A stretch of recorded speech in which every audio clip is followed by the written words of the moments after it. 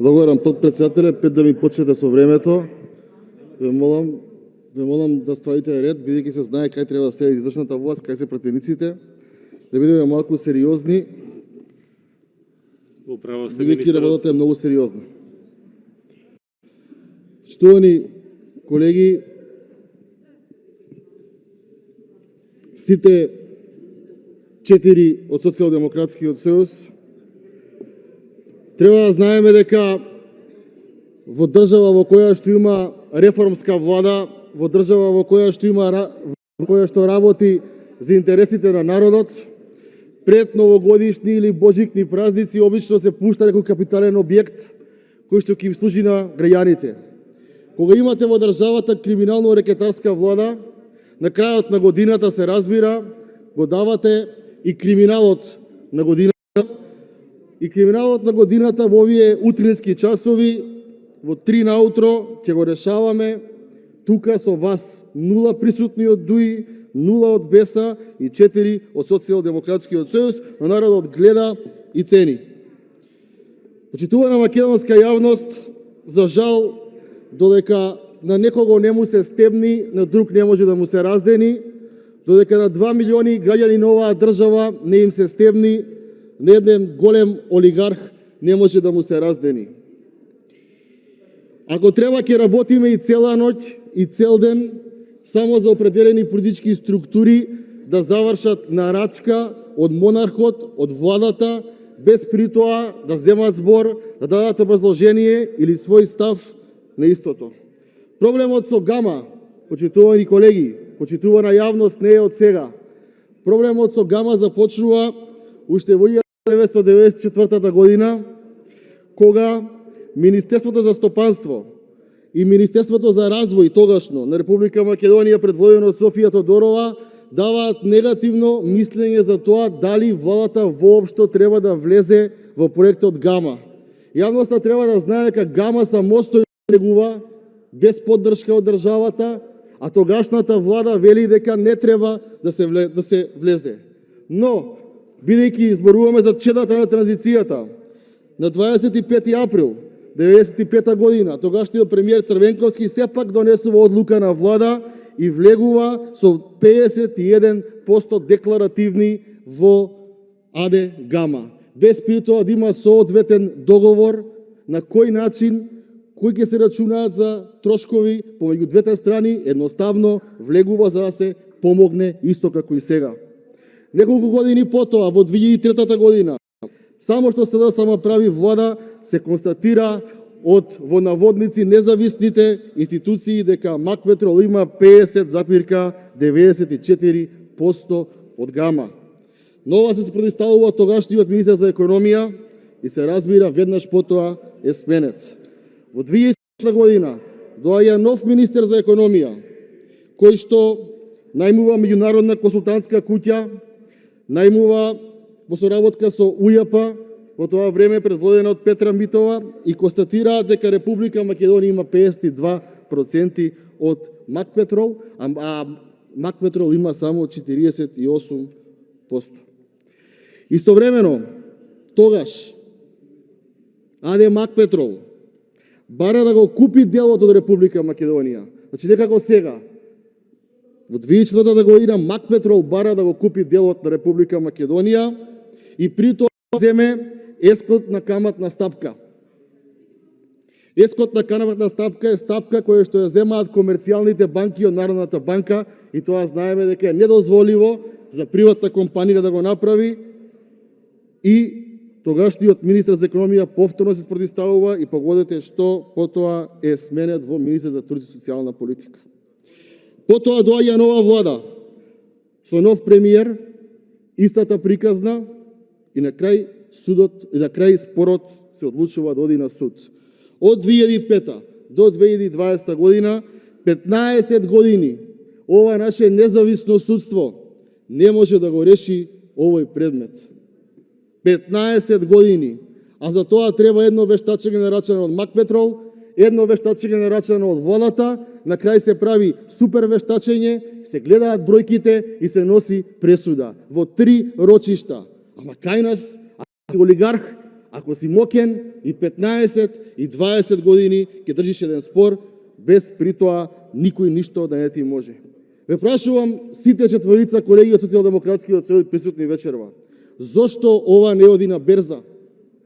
Не ли сме ние либерална демократија? Зошто? Може ќе биде поскапо, може би ќе биде иста вредност, ама може би ќе биде и многу поевтино. Зошто, почитувани колеги, ова не оди на јавно надавање? Зошто да не може да се вклучи некој друг или некој трет, може би стратски капитал? Зошто да го правиме да биде вака зацкриено во досните ноќни часови, наместо да биде транспарентно со бројки и да го види денот?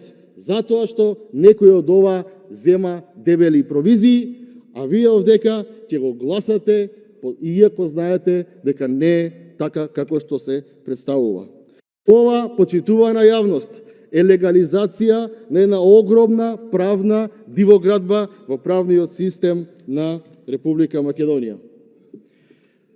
Господине Бочварски, бидејќи вие сте овдека, дали знаете дека во прилог известувањето 117/13 од 23.12.2019 година од страна на Државното правобранителство се вели и е понесена тужба за утврдување на правна собственост на 51 од 100 идеален дел од гасоводниот систем на Република Македонија, истекнување без основ на надоместна штета и така натаму, и се вели дека подолг временски период рочиштата се одлагаат од причина што пред Министерството за транспорт и врски не е завршена постапката за упис на магистралниот гасовод Деве-Баир Скопје и разводните гасоводи кон Крива Паланка, Гиновци, Кратово, Куманово, Скопје Север, Скопје Југ и така натаму. Претпоставувам дека ова го знаете, би сакал да се произнесете. Господинот Бектеши, како и председателот на собранието Джафери, отиде да спие, но за него има една многу важен поднесок, број 117/13 од 16 јануар 2020 година, каде што се вели дека во меморандумот за разбирање пред председателот на Центарот за решавање на спорови и преговарање на секретаријатот на енергетската заедница во Виена и склучен договор помеѓу тој и тој, подпишан од Кочован Ѓушев и во присуство на Крешник Бектеши се вели, а за кое нешто во ниеден момент не било известено Државното правобранителство на Република Македонија. Одите, преговарате и при тоа не го известувате Државното правобранителство, кое што е институција, кое што се грижи за имотот на граѓаните на оваа држава. И кога сме ке имотот на граѓаните на оваа држава, она што е клучно во целиот овој процес, бегате сите од подпис, од првиот човек во владата до последниот, праќате писма непрепорачани преку пошта до правобранителството и му велите вие да преговарате со Мак Петрол, а не владата, вие да го подпишете договорот, а не владата. Тоа прво ви возвраќа дека не може тоа да го подпише договорот како правобранителство, бидејќи владата ставува премиерот кој што не сака да го подпише ова, нели е добро за граѓаните, нели е во интерес на граѓаните. Потоа имаме едно укажување број 02-491/19 од 25. јули 2019 година, кој вели дека како државен орган кој презема мерки правни средства заради правна заштита на имотните и правата и интересите на Република Македонија, укажува дека склучувањето на доставената спогодба за вонсудско решавање на спорови во кој договорни страни се Македонија и Мак Петрол предизвикува последици спротивни на имотните интереси на граѓаните на оваа држава. Спротивни на интересите. Кого да му веруваме? На народниот правобранител што работи по закон или на вас што идете на избори и што некој ви ги финансира кампањите? Народот повеќе му верува на институцијата, него ли на политичари кои што ги менуваат ставовите на два часа. И на крај, граѓаните треба да знаат дека покрај овие 34 милиони евра постојат уште 65 милиони и 25.555 денари на судски трошкови со камата и тие се известувањето на правобранителството, мислење број 225/15 од 7 февруар 2019 година, каде што вели дека склучувањето на оваа спогодба за вонсудско решавање на споровите ќе предизвикаат негативни финансиски импликации за Република Македонија. Затоа го блокираме овој закон. Затоа што не сакаме правни дивоградби да се легализираат во Македонија. Доста беше легализација на 300 глупости во оваа држава.